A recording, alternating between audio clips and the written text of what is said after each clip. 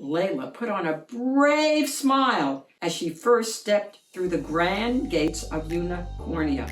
As she peered into the main courtyard, she thought she was in a dream. There were unicorns everywhere.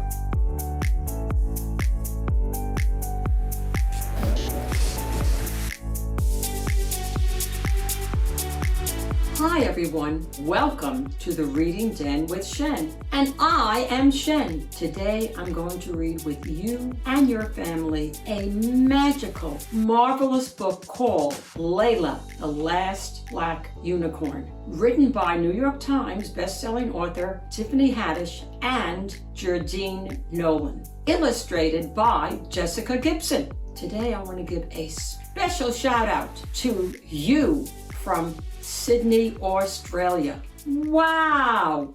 Layla loved summertime in the Overlook Woods. She loved having nothing to do but explore every nook and cranny of the forest. Along with her friends, Gwendolyn Goblin, Olivia Fairy, and Celia Cat, Layla would spend her days searching the highest branches of the mumson trees for the sweetest hanging fruit, chasing sprites until she was too tired to move, and exploring every twist and turn in Melvin Minotaur's maze. But at this summer's end, things were different. As soon as the first leaf fell, Layla knew it was time to start going to school. Layla lived in the heart of the forest with Trevin Troll. Trevin had watched over her and cared for her since Layla was barely old enough to trot on her own. He was kind and silly and had a laugh that could shake the clouds. "Do I really have to go to school tomorrow?" Layla asked Trevin as he tucked her in for the night. "Everybody has to go to school, Layla. It's nothing to be scared of. It's where you start to show the world how truly special you are." "But I'm not ready," Layla argued. "Yes, you are," Trevin said, smiling as he tickled her behind her ear. "Trust me, she ready." The next morning, Layla put on a brave smile as she first stepped through the grand gates of Unicornia. As she peered into the main courtyard, she thought she was in a dream. There were unicorns everywhere. On the blacktop, a group of unicorns was playing hornball while they waited for the first bell to ring. "That's a twofer, Peachy Pink," a blue unicorn said. "No way, Babsy," a rose-colored unicorn shot back. "It totally missed. So it's a dunkster. You lose a turn." Babsy seemed to know her friend was right, so she lowered her horn and stepped out of the circle. The ball started to whiz around again as one unicorn after another slapped, whacked, and kicked it. Layla tried to keep up with the action, but it was all moving too fast. That said, the game did look like a lot of fun. So when the ball skipped out and rolled over to her, Layla tried to throw it back, but pop! "Hey, newbie, you just wrecked the game," Bazzy said. "It was an accident," Layla tried to explain. "I didn't know the rules. We don't play hornball in Overlook Woods." Unfortunately for Layla, things did not get much better from there. She got lost on the way to her homeroom, had no one to eat with at lunch, and sat in someone's chewed gum during recess. If this was her showing off how special she was, Layla would just as soon have hidden behind a mumson tree for the rest of eternity.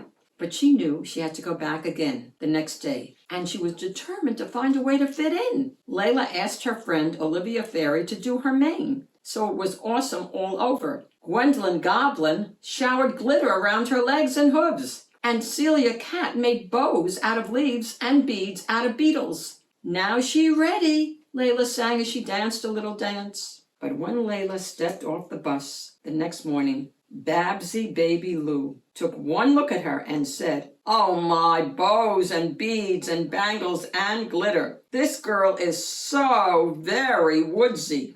By the third day, Layla didn't want to go back to school at all. Finally, Trevin knocked on her bedroom door. "You're going to be late, Layla." "I'm not going," Layla shot back. "I hate Unicornia. Everyone there calls me Woodsy." "Woodsy?" Trevin laughed, that wonderful honking laugh of his. "If I had an ingot for every time someone called me Woodsy, I'd be one rich troll." Layla buried her head farther under her pillow. They just don't know how special you are yet, Layla. Just be ready, and I promise your time to shine will come. Later at the bus stop, Layla imagined having Trevin on one shoulder, Gwendolyn on the other, and placed Olivia and Celia in her heart.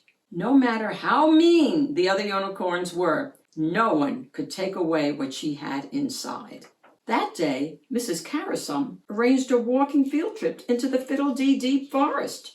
Mrs. Carasum partnered up with Layla as they wandered into the woods, but she was so busy looking at her compass, cantering along, talking about the beauties of the world around them, that she didn't notice there was a large patch of devil's shoestring and Dutchy-wouchy shrubs right in front of her. "Oh, my dearie me," Mrs. Carasum cried. "Bubbly shocks and fiddly hocks, my foot, it's trapped." "It's the shrub, Mrs. Carasum," Layla said, running over to the whispering willow tree.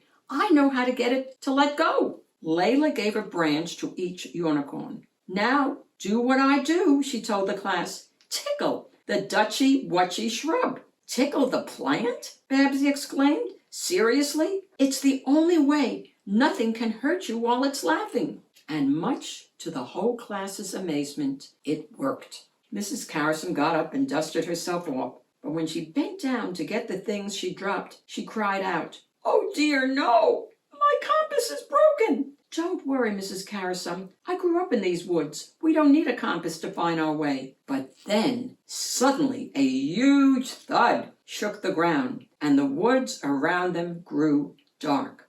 "I'm scared," Babsy Baby Blue shuddered as the unicorns all clustered together. "I don't like the dark." "Oh, you guys, there's nothing to fear," Layla told them as she turned around. "That's just Melvin Minotaur. We must have accidentally wandered near the entrance to his maze." "Hey, Layla!" "Hey, Melvin!" Layla smiled. "We're a little lost. Can you help us find our way back to school?" "It'd be my pleasure," Melvin told her before turning to the rest of the unicorns. "And you know I used to be scared of the dark too. Before I met Layla, that is. Then I learned when something's black, it's really just where all the colors meet." When they got back to school, Mrs. Tulip, the principal, was waiting for them. "Layla, you're a hero!" she exclaimed. "Nah," Layla exclaimed and smiled. "It's just how I am. She ready," she told her teacher as she did a little dance. She ready, the end. I love this story. Let me know in a comment what you thought. And to visit the Reading Den with Shen and find out about other fabulous books, subscribe. Thanks for hanging out with the Reading Den with Shen. I'm going to see you all soon again. Bye, everybody.